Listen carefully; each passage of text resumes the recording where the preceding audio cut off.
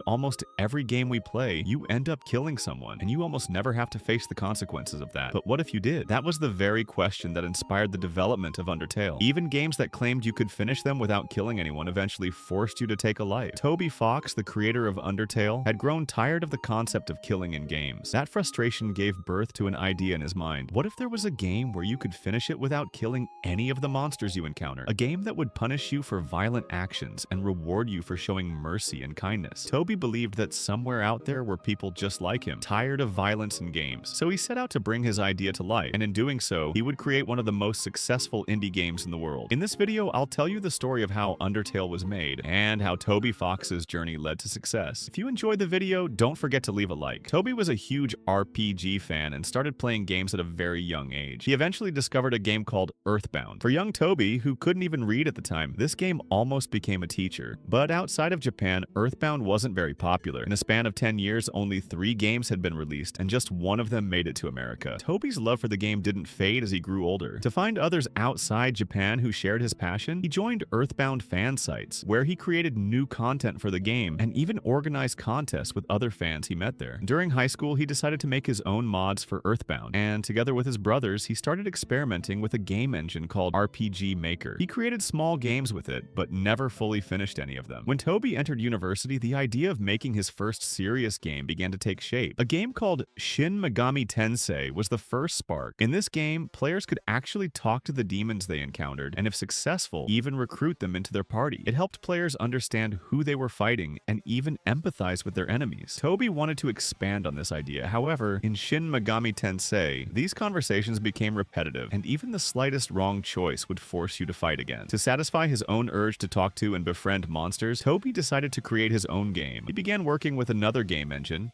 Game Maker. He wanted to make an RPG, but one that was very different from the games he grew up with. To him, most RPGs were nothing but a killing festival. You had to constantly fight and kill in order to progress. Toby wanted something else, so he started designing an alternative battle mechanic. Slowly, the world and characters of the game began to form in his mind. He also wanted the game to have emotional depth and comedy. That's why, when designing the characters, he made ones that poked fun at the absurd mechanics of classic RPGs. For example, inspired by the word tutorial, he created the character Toriel, who not only teaches you how to play, but also becomes someone you can form an emotional bond with. He designed her as a mother figure since, in his eyes, motherly characters were almost non-existent in games. He wanted the main character to be someone everyone could relate to. That's why the protagonist doesn't speak, making it easier for players to connect. Instead of giving the character a name, the game simply refers to the player as you in every dialogue. Though Toby's small team size came with challenges, he overcame them with creativity. Still, he needed help in areas like animation and logo design, so he teamed up with a friend. Together, they finally created a playable demo. They didn't have huge expectations. After showing it to their friends and getting positive feedback, Toby realized he needed money to finish the full game. He turned to Kickstarter, explaining his vision to people and asking for their support. His goal was modest, around $5,000, but people loved the non-violent concept so much that the Kickstarter campaign didn't just meet its goal, it raised 10 times that amount, reaching $50,000. In the end, Toby succeeded in completing Undertale. After long, exhausting hours of work, he had finally brought his dream game to life. When it released in 2015, Undertale outshined many big-budget games, earning over $30 million